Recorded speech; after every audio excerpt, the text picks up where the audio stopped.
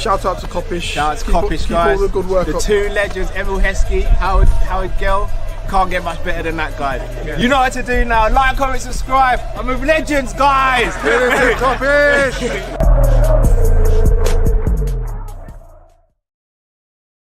Good morning, lovely people. It is Friday, the 15th of November, the middle of the month, the end of the working week for most people.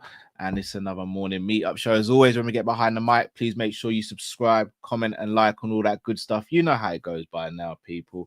Hope you're all well. Hope you've had a good week so far. Hope you smash Friday, and I hope you go into the weekend with a bang and have a sensational weekend. But before we do that, we have got quite a lot of stuff to discuss when it pertains to Liverpool Football Club, and all positive, to be honest. I mean, depending on how you take it, I think they're all positive things. But we'll start with the star boy, the man of the hour, Curtis Jones. I'm gonna be real with you. Since Curtis has become a dad, he ain't dropped one clanger, I don't think. Now, I know when I became a dad for the first time, patterns were off, tired, grumpy, hungry. Curtis is taken to fatherhood like a duck to water. I'm just saying, since Curtis has become a dad, it might just be one of the best midfielders in the world right now. Curtis Jones as a dad is unplayable. And he showed it for England. He was man of the match and scored a goal. And even got Gerrard to post on social media saying, fine the FA and the coaches for not realizing his talent sooner. Now, we all said that Curtis Jones, in our opinion, should have gone to the Euros. And yeah, I agree with that. Kobe Manu had a very good end to the season last season, hence why he got in there. And I think he got in there on merit, but Curtis Jones should definitely have been in there. And look, I've been guilty of it myself. Maybe not appreciating Curtis as much as we should. Maybe he's one of the players that suffer from being a player that comes through the academy. I mean, with Trent, it was slightly different because Trent was sort of seen as this generational player who was doing things that hadn't really been seen in the modern game for a while, as it pertains to his position and what he was doing for Liverpool. As a result, Curtis Jones maybe went a little bit under the radar. As a result, people like myself probably didn't appreciate him like he should have been appreciated. I offer an apology to Curtis Jones. Do I think he can still improve areas of his game? Absolutely. Do I think he holds onto the ball sometimes when he doesn't need to? Yes. But name me one player that's perfect.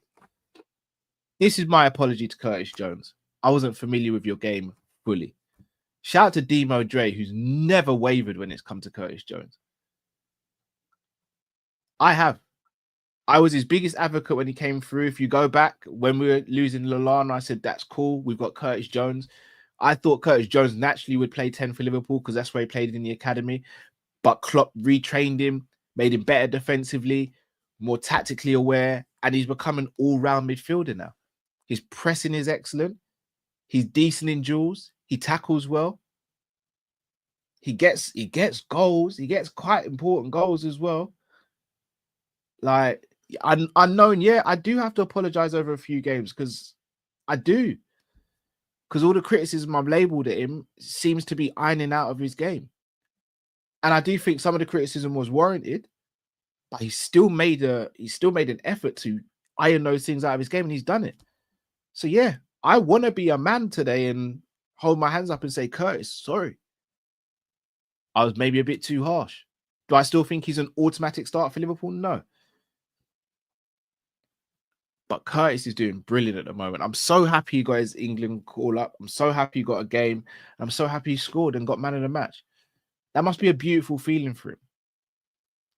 And it gives Thomas Tuchel a headache as well, who starts in the midfield. It's a headache all managers want. All managers should want, should I say. Who plays today? Who doesn't? Who do I have to give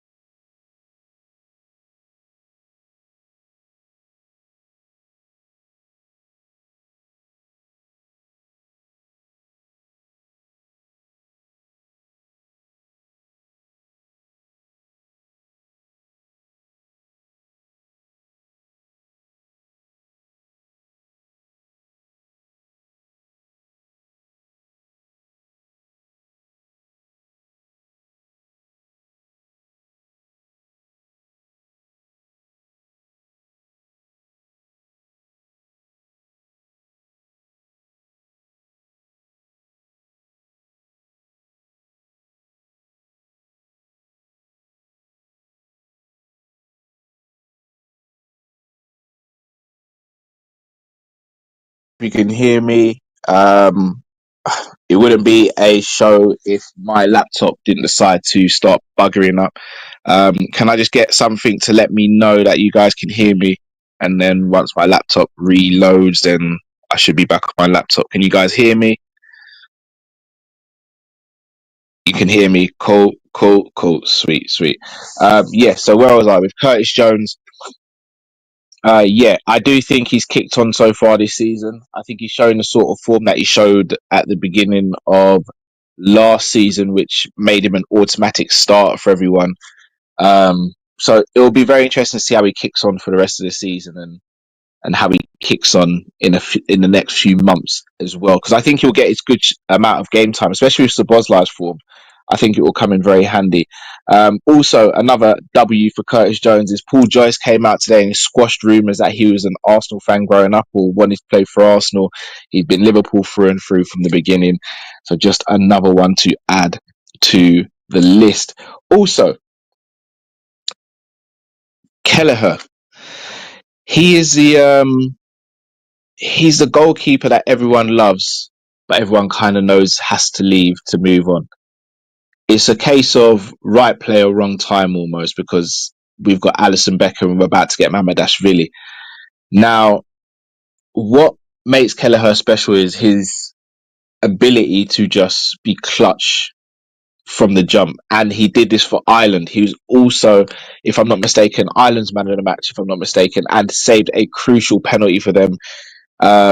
Kelleher was brilliant yesterday, apparently, and again, just shows how great he is. Shout out to Chris Brack as well. Yeah, regarding Curtis, his biggest issue has been his availability and his injuries. So hopefully, he's over all of that now, and he gets back to the Curtis that we love, and hopefully he can maintain his form and some consistency. Because I think a consistent and informed Curtis could potentially be one of the first names on the team sheet. So be very interested to see what happens there. Right, on to the transfer rumours. And look, we're about a month and a half away from the window opening. So you know what's going to happen. It's going to be one of the seasons where Liverpool are linked to so many players because we had a new manager, because we only signed one player in the summer. It's going to be one of those. But I'm trying to be optimistic and hope that we just get one in. Really, two would be fantastic, but just get one. If we can just get one player just to boost and bolster the squad, I think it would be fantastic. And we have been linked with a player that many of us would like at the club, and that is Mohamed Kudus. The West Ham forward has been inconsistent this season. However, I think there are some variables there. Hold on, my laptop's just restarted. Bear with me a sec, guys. I should be jumping in now. Bear with me, bear with me, bear with me.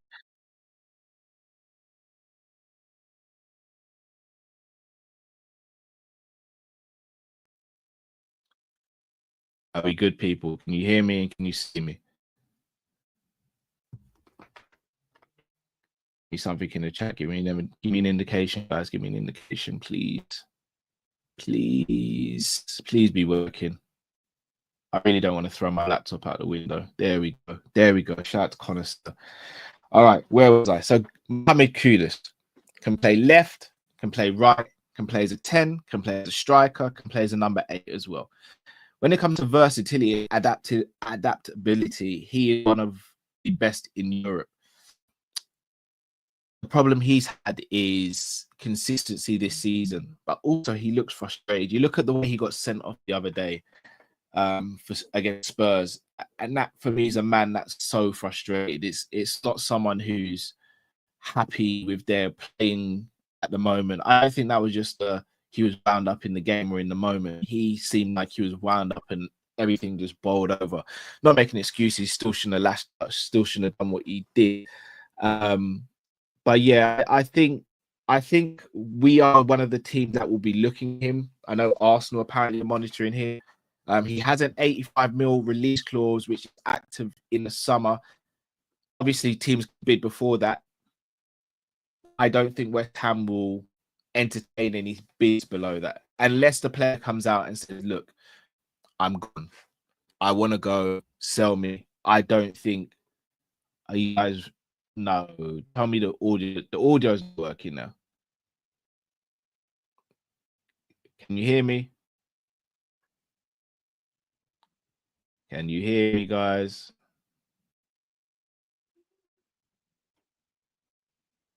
Can I get a little something in the notifications? It's laggy. Bloody hell, man. I am done with technology. All right, as I was saying, yeah, I don't think West Ham will negotiate anything but the release clause. But it's interesting that it's Liverpool and Arsenal that are the teams being linked with him and monitoring him, because if you actually ask anyone in the Premier League and ask two of the best two right wingers in the league, I think most people would say Salah and Saka. So, I mean, does Kudus want to go to an Arsenal where he might play second fiddle, or have to play on the left where he doesn't really seem like that's the position he wants to play, or that's the position he thrives in the most? Would he want to come to Liverpool where he might be second fiddle to Salah? He might get more game time with Liverpool because we might rotate more and his versatility might help, especially with him being able to play the 10. But let me know your thoughts, guys. Again, I know we've spoken about Kudus, but I know thoughts and opinions can change over the course of the season. Would you guys be happy spending 85 mil on Mohamed Kudus? And if so, which of the attackers would you potentially move on? Because we have 6 attackers, we have to move someone on. So let me know your thoughts on that.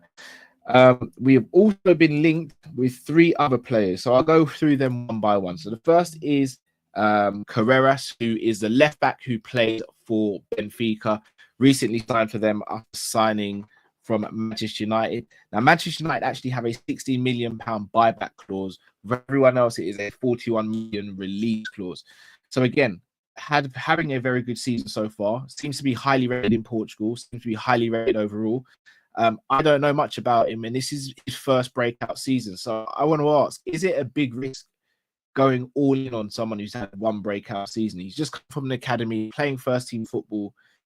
Is this the right and the wise thing to do? I'm not sure. I haven't seen enough of him, but I've seen other left backs who I think could potentially, do a good job.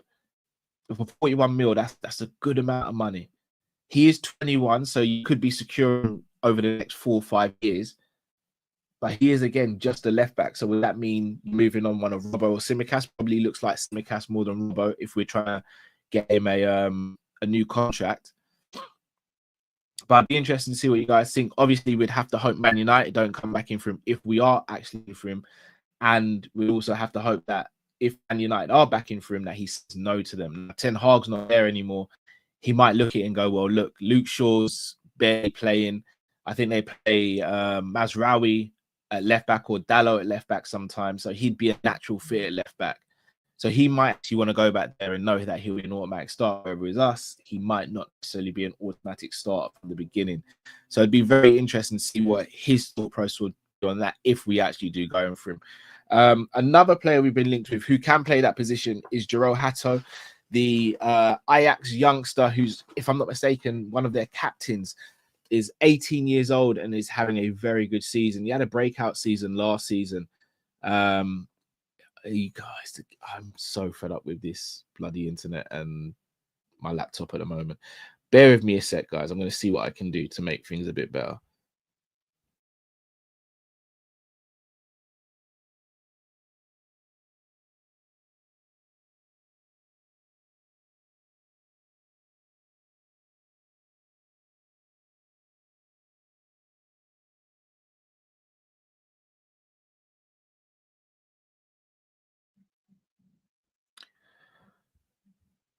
How are we looking now, guys? Can you hear me? Can you see me?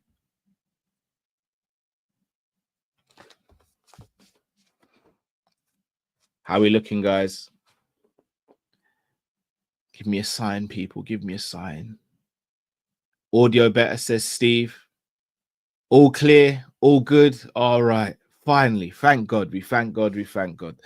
Right. As I was saying, Jero Hato been linked with a move to Liverpool. Now, this one is very prominent at the moment. And shout out to Lakers, because I've been speaking to Lakers a lot about this.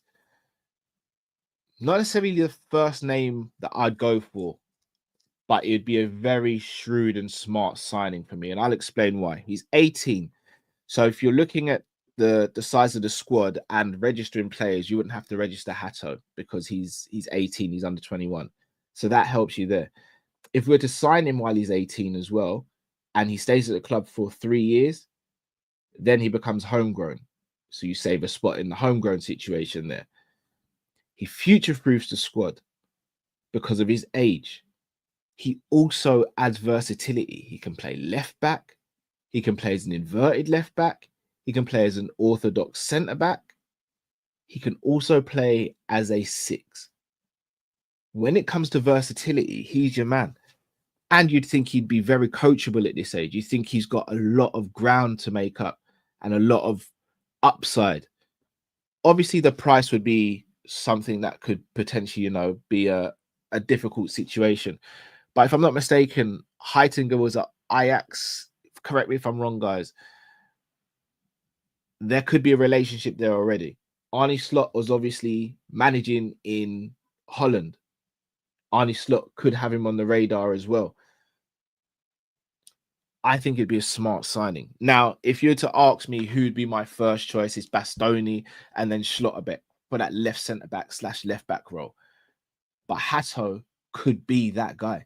He could be the guy that we're saying in 4 or 5 years' time, like, wow, can't believe we got Hato for so cheap. And now look at him. Like, he's looking very good right now. Now, I don't know how much he'd be going for, what the price would be. But boy, I mean, it could be a great deal. Do I think we'll go for him in January? I don't know. I don't even know how Ajax are doing this season. I know he's been doing well, but I don't know how Ajax have been doing. I'll just check now.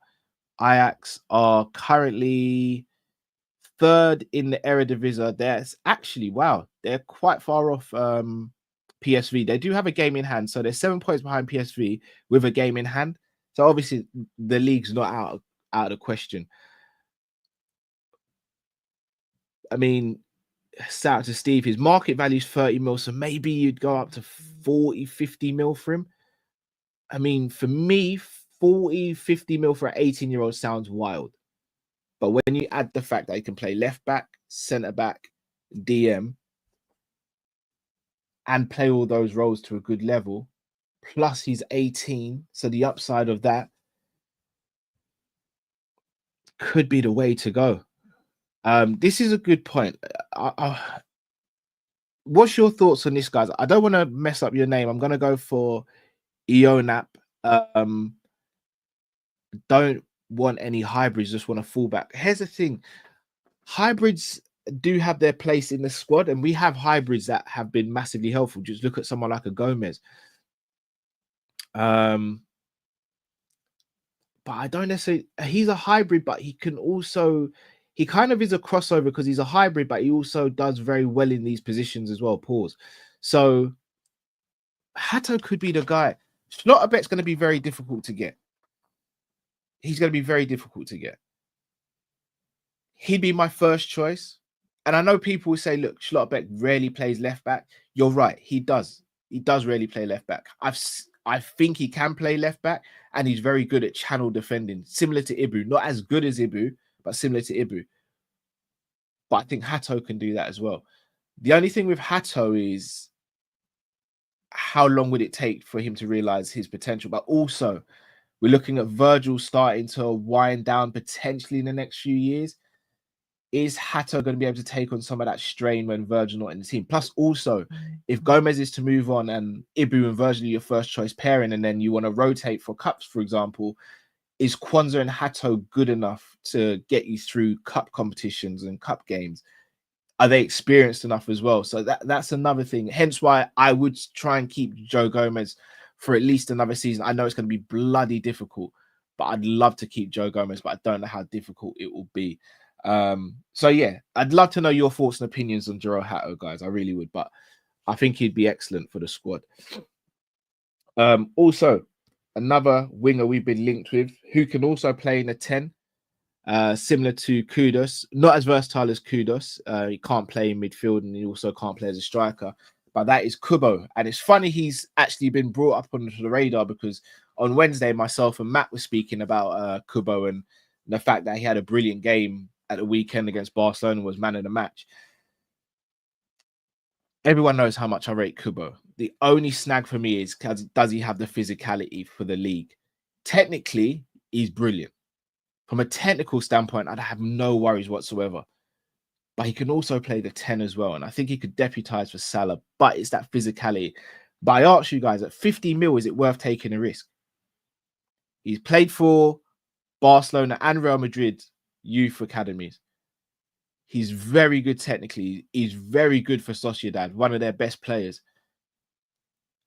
Would you take the risk for 50 mil? And if so, I'll pose the question to you guys. Would you rather pay 85 for Kudus, who's Prem proven, or 50 mil for Kubo, who's not Prem proven, but is technically very good? I'm 50-50 on whether I'd go for Kubo or not. Kudus would be my first choice if I had my way. But I wouldn't be upset with Kubo, but I'd also know that there's a risk it might not work out. And I don't know if we're a club who can take those risks. Another calculated risk of a player could be Ryan Shirky. Shout out to John II if he's watching now, if he watches in the future. Ryan Shirky. Everyone knows how much I rate Ryan Shirky. And I know people are going to say, how can you still rate Shirky? He's not doing much and he's not kicked on. I hear it. I hear it. But I think if you watch Shirky play, you know there's a player in there. You know there's a player in there. And it almost feels as though he just needs a home.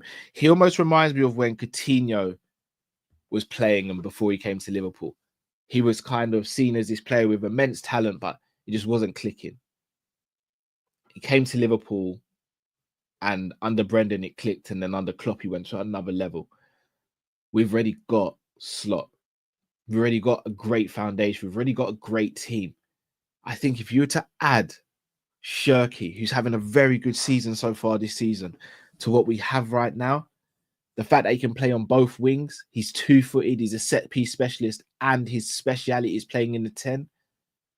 I don't know. I just feel as though Slot could get something out of him. I think Slot could really make him a special player. I think he has all the tools to be a special player. It's all up here, though. If you can fine-tune what's up here with Ryan Shirky, then I think you're onto a winner. You're onto an absolute winner.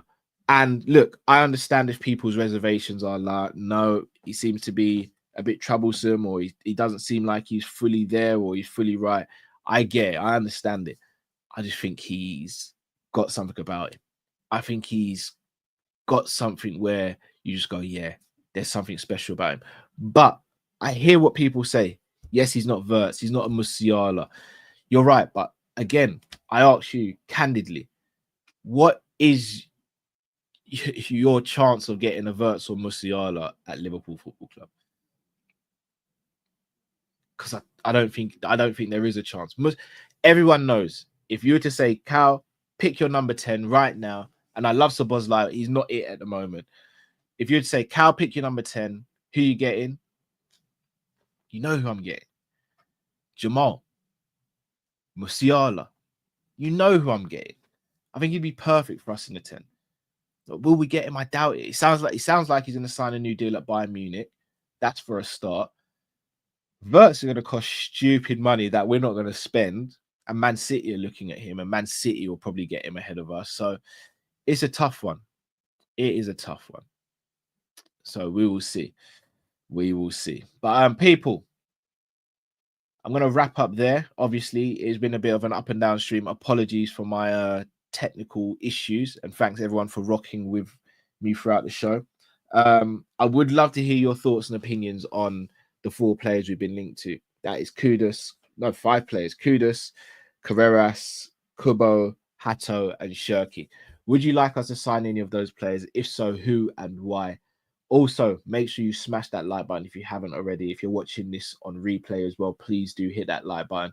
We will have a video coming out for you between today and the end of tomorrow. If you're an MMA fan, please stay here. You'll be redirected to the Sanderson show, where I'll be speaking about UFC 309. Also, Mike Tyson slapping Jake Paul yesterday as well. I keep on telling you, stop playing with that Mike. Stop playing with Mike Tyson. I'm a killer. I'm still a killer. Stop playing with Mike Tyson. Jake Paul found that out the hard way yesterday and might find it out an even harder way tonight as well. So make sure you tune in to the Sanderson show in about 5 to 10 minutes after this one finishes for your combat news. And then over the weekend, there's no games, but I think there's a stream on Big Up for either Matt or Drift tonight. So make sure you tune into that. And yes, people, as I said, we'll have a video out for you guys between now and tomorrow.